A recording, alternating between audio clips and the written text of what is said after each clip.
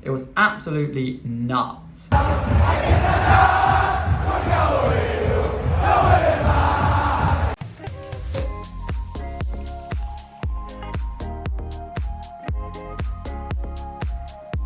Hello everybody, my name is Sam and welcome back to English Fiesta. Today I'm going to be telling you guys about the story of my experiences watching Club Atlético Huracán. For those of you who don't know, I am a huge football fan. Back home in the UK, I went to lots and lots of football matches following my own club, Reading. I used to go all around the country watching them. So now I've come here to Argentina. I'm taking advantage of being in a city with so many football teams. I've managed to go to 4 of the Premier Division stadiums so far to watch games, and Huracán was by far the best experience. I got tickets for Huracán against San Lorenzo, so a Clásico, a big derby match. 2 teams who don't particularly like each other. The ticket was relatively cheap in terms of European standards. It was about 20,000 pesos. I'm not a member at Huracán, so I had to pay slightly more. But yeah, in terms of like European standards for football tickets, for a game of that magnitude, 20,000 pesos, about $18, $17, I think. I think that's a really fair price. They're really trying to get as many people through the door as possible. So, the day started like any other. It was a Saturday, I believe. It was a Sunday, actually. It was a Sunday, and yeah, I went through the start of my day as per normal. And before the game started at 7 p.m, if I remember correctly. So about 4 p.m, my housemate and I were upstairs on our terrace, and we had a few drinks together. We were having a few drinks, and then I quickly looked down at the time and I went, oh no, I'm late. As often happens here in Argentina, I was late for something. So instead of taking the bus like I usually would, I called an Uber Moto. What an Uber Moto is, for those who don't know, is an Uber, however, it's on a motorbike. This was my first experience using a Uber Moto. Thankfully, the trip wasn't very long. It was only about 15 minutes long. But the Uber driver kept trying to talk to me, which, you know, in a normal Uber, I'm completely fine with. Like, I like having a conversation with somebody. But whilst driving a motorbike, it's slightly different. Yeah, that was quite stressful, in all honesty. But it was relatively cheap, and it got me to the stadium quickly. So the Uber driver let me off outside of the stadium. And I was really confused. I was a bit early to the stadium because I like to soak up the atmosphere before the game. There's lots of interesting stuff going on outside the stadium at games here in Argentina. But where he dropped me off, it was very empty. There were not very many people around. And I was thinking, this seems really strange. I'd expect there to be lots and lots of people, especially for a game this important, a game this big. So I walked around the stadium and I realized, I was on the wrong side. The entrance to the stadium is the other side. On the walkway to the stadium, it's basically a huge alleyway. Not really an alleyway, but a huge street. They've blocked off some of the roads so pedestrians, people walking, can make their way to the stadium. And from that moment onwards, I could already see that it was going to be a really special day. I bought myself a Fernet and Coca-Cola. Fernet is an alcoholic drink out here in Argentina. It's kind of like, it's very weird. It has a strange taste. The closest thing I can compare it to is maybe Jägermeister, if you know what that tastes like. It's a little bit like Jägermeister. They put 30% Fernet, the rest is Coca-Cola, and then they put some ice. Now, the Fernet that this man made me was the strongest Fernet I've ever drank in my life. It was, taste-wise, horrible, but you know, bang for your buck, as Greg would say. It was good. It was very cheap, and you know, it got me in a really good mood. Got me excited for the game. I also stopped off again at another street vendor to buy this shirt. When I go to some of these games, if there's a street vendor and they're offering a shirt for cheap, I like to buy it as like memorabilia, I'd say, as a game, as a keepsake or something to remind me of the day. There were lots of buses and huge amounts of people arriving to the ground. The atmosphere was already building beforehand. There were people with red smoke bombs, white smoke bombs, lots of people singing. There were drums, different musical instruments. People waving flags. It was very exciting. Everyone was clearly in a very festive mood.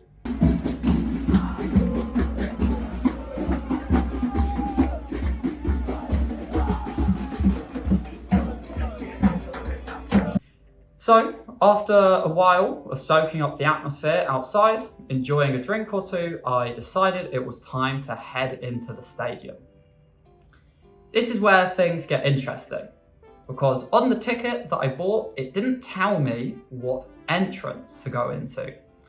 So the stadium is like a bowl, essentially. Maybe not a bowl is the best word, but you'll see videos of it in a minute. So it was quite difficult.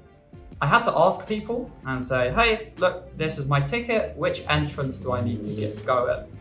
And this seems to happen all the time here in Argentina. If you ask people for advice, you're going to get lots of different information. I asked one group of people and they told me go right. I asked another group of people and they told me go left. I even asked the workers at the stadium and they didn't know. So yeah, very useful. So I was making my way around the stadium, trying to work out where I was meant to go. And I asked one of the workers, I went, hey, look, is this where I need to go into? Like, is this my entrance? And I got grabbed by the shoulder. A guy grabbed me by the shoulder. And I was a little bit startled at first, a bit worried, because obviously that's not I wasn't expecting that to happen, I'll say. And the guy said, come with me, come with me. He brought me over to the entrance and he said, don't worry, I'll tap you in. Come in with us. So we went up to the entrance and the guy tapped his card, let himself in, and he tapped his card to let me in. So I don't know if I was meant to be in this part of the stadium, but it's a really good thing that I was, because what followed was super, super exciting. On the inside of the stadium, on the concourse, as we call it, before you actually go into the bowl, into the arena, on the concourse, there were loads of people. It was completely packed. There were lots of flags, lots of singing, people drinking, people smoking, people doing everything. It was really fun, in all honesty.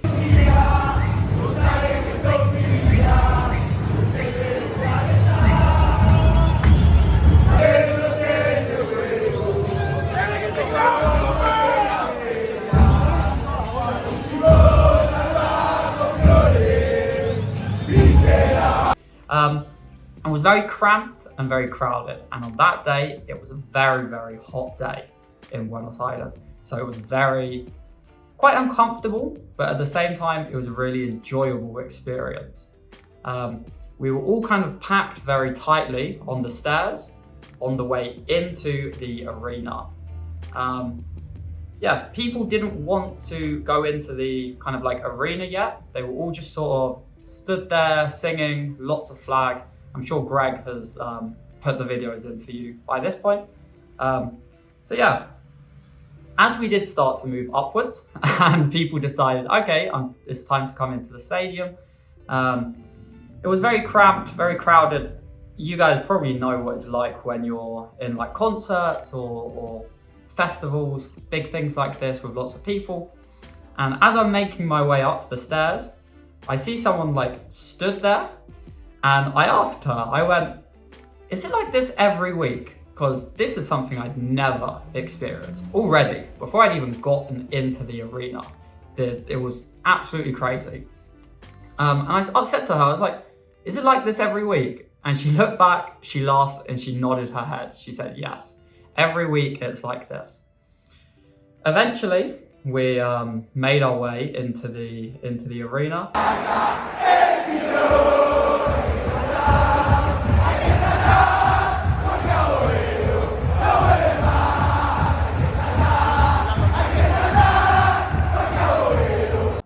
And yeah, when we kind of left the concourse, entered the arena, and you had the sun on your face, it was a really, really incredible kind of feeling. The stadium is a bowl, as I mentioned before. You've probably seen the videos, but the atmosphere inside was crazy. It was absolutely bouncing, we'd say.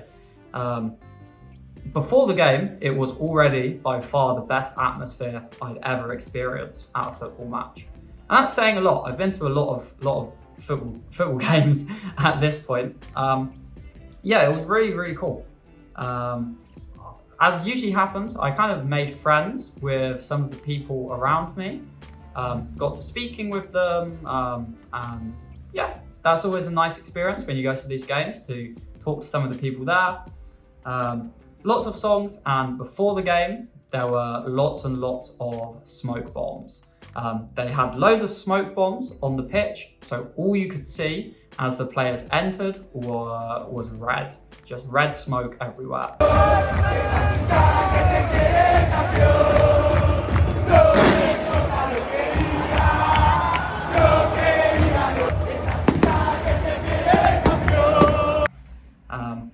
It was really cool, really something I'd not seen before. Like, I've been to Boca, I've been to Racing, who are two very big clubs here, but the atmosphere at Huracan was really cool, really special. They unveiled some big flags, some big displays before the game. However, one of them ripped, so it didn't quite work as they planned. Yeah, to talk about the game, Huracan were really good, San Lorenzo less so.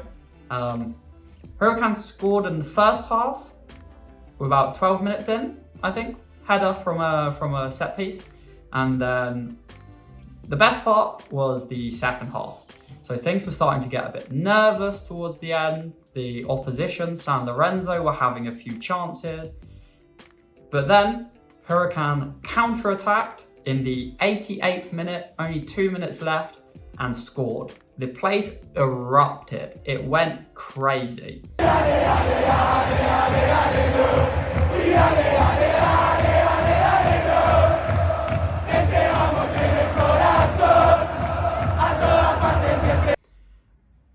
Seriously crazy.